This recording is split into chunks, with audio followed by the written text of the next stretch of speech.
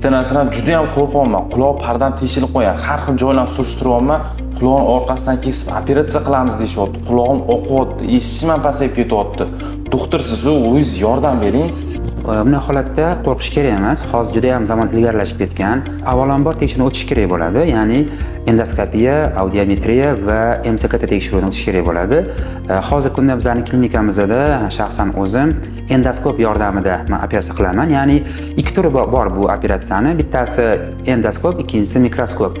Mikroskopda qilinsa quloq orqasidan kesiladi, teshilgan parda yamaladi. Endoskopda hech qat kesilmaydi. Ichidan kirib teshilgan joy yamaladi. Bir-biridan farqi bunda albatta endoskopda reabilitatsiya, ya'ni operatsiyadan keyingi davr yengil kechadi, og'riq kuchli bo'lmaydi va o'sha kichkina bog'lam qo'yib qo'yiladi. 4 kun, 5 kundan ko'p tashlaymiz. Ko'rgan odam operatsiya bo'lganini bilmaydi. Mikroskopda qilinsa quloq orqasidan kesiladi, katta bog'lam qo'yiladi. Biroz og'riq ham davom etadi 4 kun va diskomfortligi o'sha katta bog'lam bilan yurishi bo'ladi. Endi bu albatta tekshiruvdan keyin hal bo'ladi, qaysi biri qilinishi.